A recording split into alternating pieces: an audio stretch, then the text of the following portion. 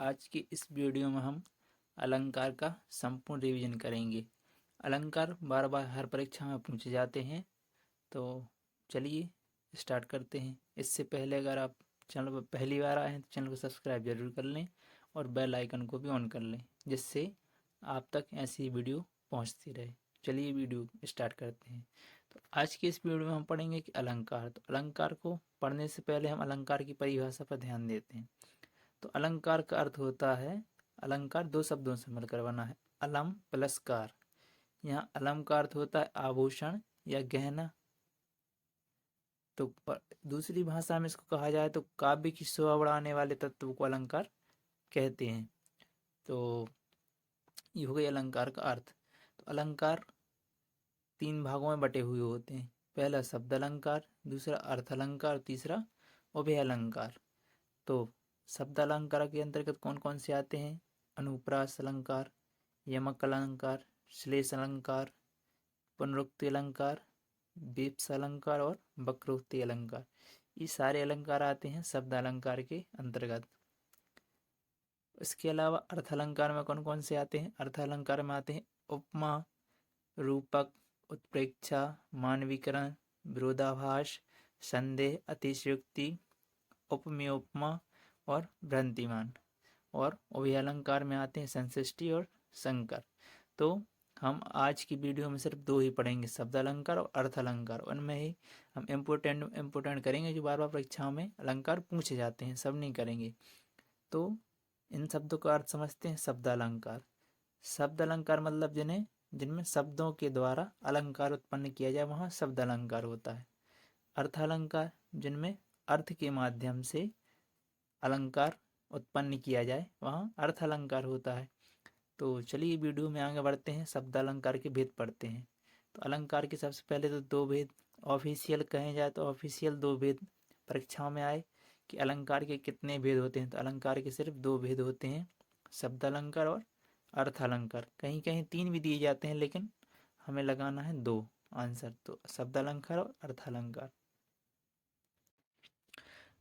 तो हम आगे पढ़ेंगे शब्द अलंकार, सॉरी पहला आया अर्थ अलंकार।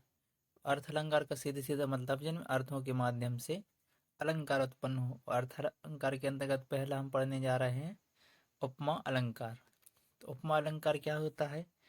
जब पंक्ति में योजक चिन्ह मतलब डैश आए, तो आए शब्द सा, सी, से और सरिस आए, तो वहाँ उपमा अलंकार होता है। मतलब सीधा सीधा मतलब ये है कि हमें सिर्फ लाइनें देखनी है और मैं देखना है कहाँ पर डैश और ये शब्द कौन से? सा, सी, से और सरस आए, तो वहाँ सीधा हम लगा देंगे कि वहाँ उपमा अलंकार होता है। उदाहरण देखेंगे, मुख चंद्रमा सा सुंदर है। अब इसमें सा लगा है, तो सा डैश के साथ आया है, तो यहाँ हो जाएगा उपमा अलंकार। अगले में देखेंगे, अगले में कर कमल सा कोमल है, इसमें भी सा आया है और डैश के साथ सा आया है, तब यहाँ पर होगा उपमा अलंकार।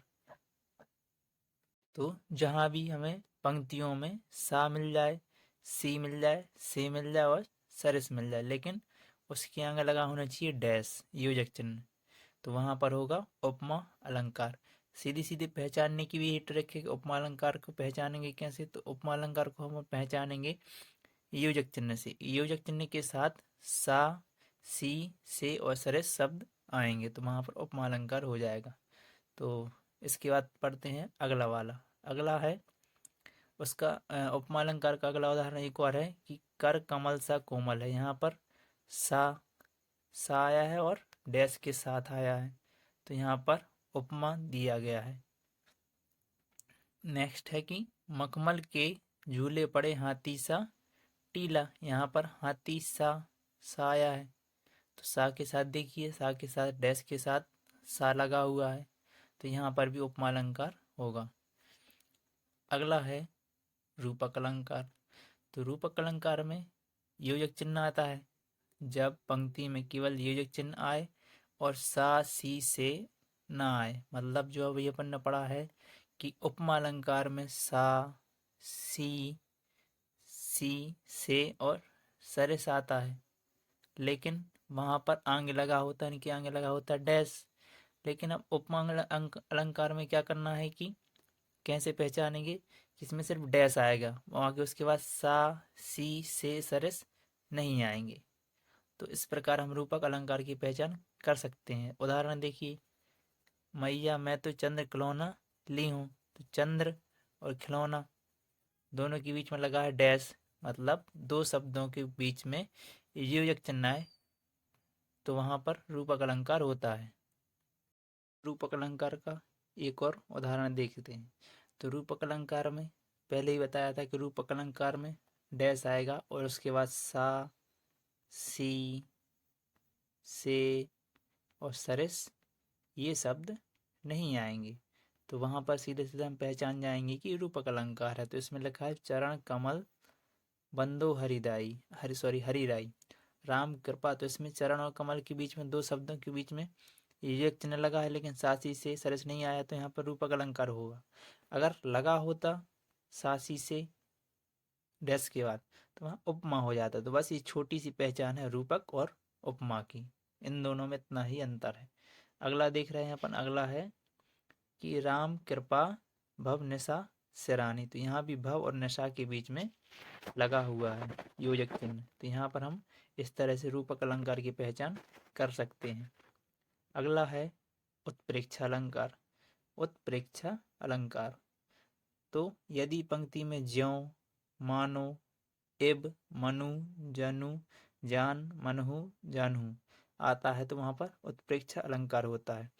तो जिस पंक्ति में आएगा मनु, मानो, ज्यों या ज्यों भी आ सकता है, इब आएगा, मनु, जनु, जानो, जान, मनहु, जनहु आता है, तो वहाँ पर उत्प्रेक्षा अलंकार होता है। इसकी सिंपल सी पहचान है कि 3-4 चीज़ें याद कर लीजिए, ज्यों, मानो, इब, मनु, जनु, जान, मनहु और जनहु ये आए, तो वहाँ पर उत्प्रेक्षा अलंकार होता है। तो ज़्यादातर परीक्षा में आता है तो उसमें मानो आता है, मनहु आता है, जनहु आता है या जानू आता है, इससे ज़्यादा नहीं आता। तो इतने ही याद कर लेंगे हम। तो इसमें जैसे उदाहरण देखेंगे कि जनु वर्षा ऋतु प्रकट बड़ाई नेत्र मानो कमल है। तो पहले वाले में देखो जनु आ रहा है, तो यहाँ पर उत्प्रेक्षा अलंकार होगा। सेकंड वाले में देखेंगे मनो नेत्र, नेत्र मानो कमल है, तो इसमें मानो आ रहा है। तो इस तरह से हम पहचान कर लेंगे, उत्प्रेक्षा अलंकार हो जाएगा। नेक्स्ट है उत्प्रेक्षा अलंकार का एक और उदाहरण देखते हैं कि सोहत ओढ़े प्रीत पट श्याम सलोने गात मनहु नीलमणि शैल पर आता पर्यो प्रभात। तो यहाँ पर मनहु आ रहा है, तो यहाँ पर भी उत्प्रेक्षा अलंकार हो जाएगा। नेक्स्ट आया अति संयुक्ति अलंकार। तो अति संयुक्ति अलंकार, तो अति संयुक्ति अलंकार वहाँ होता है कि जहाँ किसी गुण या स्थिति का बढ़ा चढ़ाकर वर्णन किया जाता है, वहाँ अति संयुक्ति अलंकार होता है। मतलब जहाँ पर बहुत ज़्यादा बात को असंभव है लेकिन फिर भी उसको बढ़ा चढ़ाकर वर्णन किया जाए, वहाँ पर अति संयुक्ति अलंकार होता है। जैसे कि एक उदाहरण है कि उदाहरण है कि आगे नदी अपार, घोड़ा कैसे उतरे पार, राणा ने सोचा इस पार, तब तक चेतक था उस पार। तो यह बात असंभव लगती है लेकिन इसको बढ़ा चढ़ाकर बहुत प्रदर्शित किया गया है, वर्णन किया गया है, इस तरह है। इस कारण यहाँ अतिशयोक्ति अलंकार होता है। अगला है मानवीकरण अलंकार। तो मानवीकरण अलंकार, तो मानवीकरण से सीधा सीधी बात स्पष्ट होती है कि मानव और अलंकार मानविक, जिन क्रियाओं में जिन पंक्तियों में मानव क्रियाओं का उल्लेख किया जाए वहाँ मानवीकरण अलंकार होता है। अगर परिभाषा के रूप में जब प्राकृतिक वस्तुओं में पेड़ पौधे बादल आदि में मानवीय भावनाओं के होने वर्णन होने तथा हो, तब वहाँ पर मानवीकरण अलंकार होता है। मतलब जहाँ पर मानव द्वारा किए गए कर्म प्रदर्शित किए जाए वहाँ पर मानवीकरण अलंकार होता है। उदाहरण देखिए, फूल हंसे कलियां मुस्काई। तो फूल तो हंस नहीं सकती, ये काम किसका है, मनुष्य का, और मुस्काने का काम किसका है, मनुष्य का। तो ये दोनों चीजें इन पंक्तियों में डाली गई हैं। इस तरह से ये दोनों काम है मानव के हैं, भावनाएं मानव की हैं इसमें, और इस पंक्ति में डाल दिया है, तो ये मानवीकरण अलंकार इस तरह से हो गया। नेक्स्ट है कि नेक्स्ट है सागर के उर पर नाच नाच करती हैं लहरें मधुर गान। तो लहरें तो गाना नहीं गा सकती, ये मानव का काम है, और नाच भी नहीं सकती। तो इस तरीके से मानव चेष्टाओं को इसमें वर्णन किया जाता है मानवीकरण अलंकार में, तो वहाँ पर हो जाता है मानवीकरण अलंकार। अगला है, इसको मानवीकरण अलंकार को पहचानने की सिंपल ट्रिक ये है कि जो काम मनुष्य द्वारा किए जाते हैं वो इन पंक्तियों में प्रदर्शित होते हैं। जैसे इस पंक्ति में देखो, फूल हंसे कलियां मुस्काई, तो इसमें हंसे आया, तो मानव का काम है।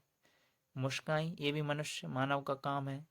नीचे वाले में नाच नाच, ये भी मानव का काम है, और गाना, ये भी मानव का काम है।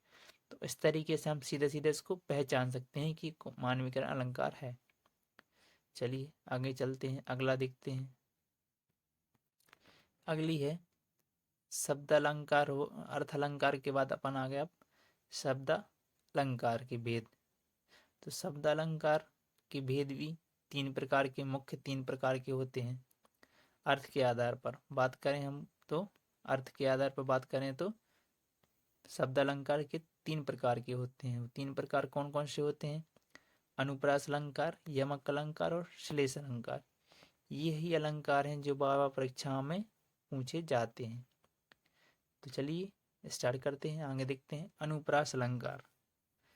अनुप्रास अलंकार, अनुप्रास अलंकार वर्ण बार बार आए तो वहां पर अनुप्रास अलंकार होता है। मतलब जिस पंक्ति में वर्ण बार बार आए वहां पर अनुप्रास अलंकार होता है। इसको समझने से पहले हम दो चीजें समझेंगे। पहली चीज कि वर्ण क्या होता है, और दूसरी चीज अक्षर क्या होता है। तो वर्ण, वर्ण मतलब का, खा, गा, घा, ये सारे कहलाते हैं वर्ण। और अक्षर जो इनसे मिलके बनता है, जैसे अनुप्रास, ये शब्द या एक अक्षर बन गया तो ये अक्षर हो गया। वर्णों से मिलकर बनता है अक्षर। तो वर्ण मतलब सिंपल एक, और अक्षर मतलब उनका जोड़ा बन जाता है। तो देखेंगे हम इसमें कि उदाहरण देखिए, चारू चंद की चंचल किरणें खेल रही थी जल थल में। तो यहाँ पर वर्ण चा, इसमें भी चंद में भी चा, चंचल का भी चा, तो ये वर्ण बार बार रिपीट हो रहा है, इसलिए यहाँ पर अनुप्रास अलंकार होता है। नेक्स्ट नीचे उदाहरण दिया गया है एक और, कि मधुर मधुर मुस्कान मनोहर मनुज बेस का उजियाला।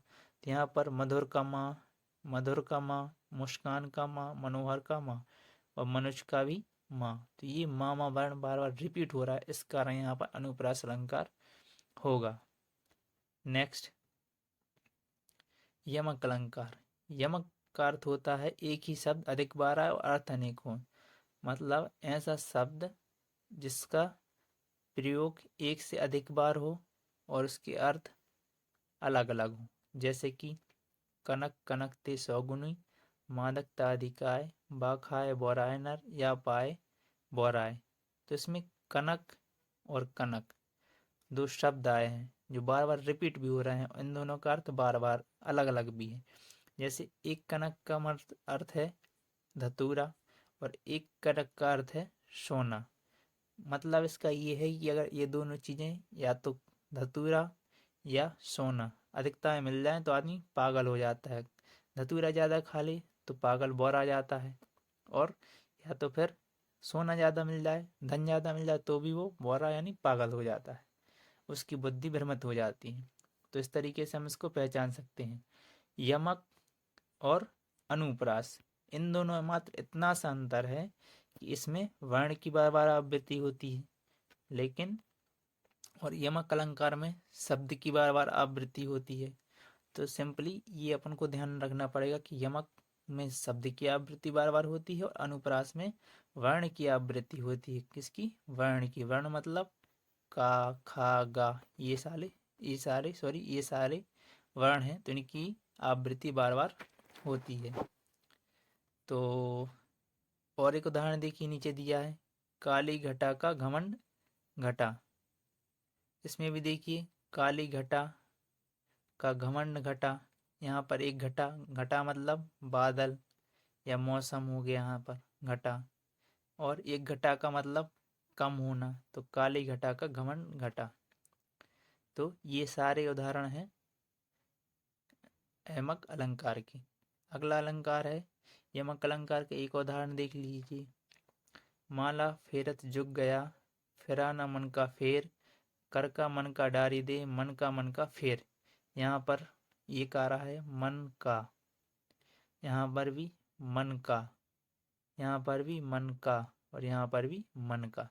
इसमें 4 बार मन का मन का मन का आया है, और चारों बार सबका अर्थ अलग अलग है। तो इस तरीके से यमक की और रूपक की पहचान कर सकते हैं। अगला है श्लेष अलंकार। श्लेष अलंकार, एक शब्द के अनेक अर्थ होते हैं, तो श्लेष अलंकार होता है वहाँ पर।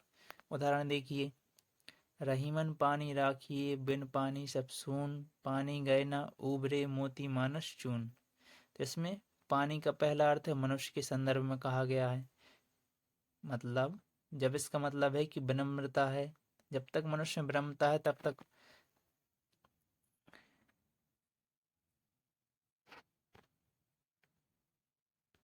हाँ इस उदाहरण में रहीमन जी कह रहे हैं कि रहीमन पानी राखिए, बिन पानी सब सून, पानी गए ना उबरे, मोती मानस चून। तो यहाँ पर एक पानी का अर्थ है सम्मान, मतलब मनुष्य की इज्जत सम्मान।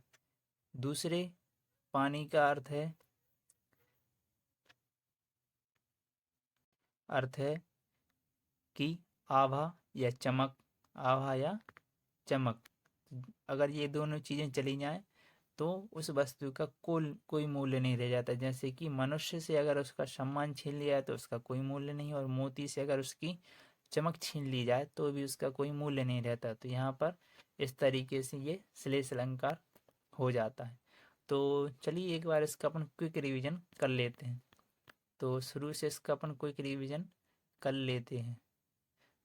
तो पहला अपन ने देखा था, अपन ने देखा था यमक अलंकार। तो उपमा अलंकार की सीधी सीधी पहचान देखी थी अपन ने कि उसमें डैश आएगा और सा सी से सरस शब्द आएंगे, तो वहां पर हो जाएगा उपमा अलंकार। उदाहरण देख सकते हैं आप, मुख चंद्रमा सा सुंदर है। अगला देखिए, अगला देखा था रूपक अलंकार। रूपक अलंकार में योजक चिन्ह आएगा लेकिन उसके बाद सासी से सरस नहीं आएंगे, तो ये हो जाएगा रूपक अलंकार। उदाहरण देखिए, मैया मैं तो चंद खिलौना ली हूँ। नेक्स्ट है, इसके बाद अगला था उत्प्रेक्ष अलंकार। उत्प्रेक्ष अलंकार का अपन ने सीखा था, सीधे सीधे देखा था कि जहाँ पर ज्यों मानु एव मनु जनु जानो मानो जानहु आता है तो वहाँ पर उत्प्रेक्ष अलंकार हो। उत्प्रेक्ष अलंकार का उदाहरण नीचे दिया गया है, देख लेते हैं कि जनु वर्षा ऋतु प्रकट बुढ़ाई बुढ़ाई। तो यहाँ पर जनु आया है। दूसरे वाला में नेत्र मानो कमाल है, तो इसमें मानो आया है। तो इस तरीके से उत्प्रेक्ष हो जाएगा। नेक्स्ट हो जाएगा अतिसंयुक्ति। अतिसंयुक्ति को देखा था जहाँ पर बड़ा चढ़ा का वर्णन किया जाए वहाँ पर अतिसंयुक्ति अलंकार होता है। जैसे आगे नदियाँ पड़ी है पार, घोड़ा कैसे उतरे पार, राणा ने सोचा इस पार, तब तक चेतक था उस पार। तो इस तरीके से ये हो जाएगा। नेक्स्ट है कि मानवीकरण अलंकार। तो मानवीकरण का अपन ने देखा था, सीधे से सिंपल है कि जहाँ पर मानव चेष्टाओं का प्रकटीकरण हो जाए वहाँ पर मानवीकरण अलंकार होता है। तो जैसे फूल हंसे कलियां मुस्काई, सागर की ओर पर नाच नाच करती हैं लहरें मधुर गान। तो इस तरीके से ये हो गया मानवीकरण। इसके बाद देखा था अनुप्रास अलंकार। तो अनुप्रास का अपन ने देखा था कि जहाँ पर वर्ण की आवृत्ति बार बार हो वहाँ पर अनुप्रास अलंकार होता है।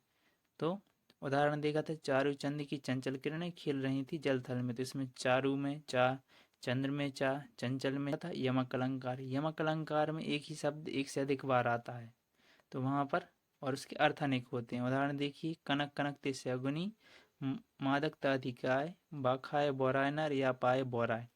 तो यहाँ पर इस तरीके से यमक हो गया। तो अपन ने देखा कि अनुप्रास में क्या होता है, वर्ण बार बार आता है, और यमक अलंकार में शब्द बार बार आता है। बस इसी चीज़ का अपन को ध्यान रखना है तो सब बन जाएगा। अगला देखा अपन ने श्लेष अलंकार। श्लेष अलंकार देखा कि जहाँ पर एक ही शब्द अनेक बार आए और जिनके अर्थ अलग अलग हों, तो वहाँ पर श्लेष अलंकार होता है। तो इस तरीके से हमने थोड़े ही समय में सारे अलंकार का रिवीजन कर लिया।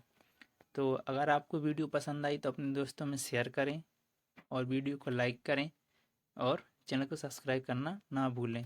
वीडियो देखने के लिए धन्यवाद। मिलते हैं अगले वीडियो में, तब तक के लिए जय हिंद।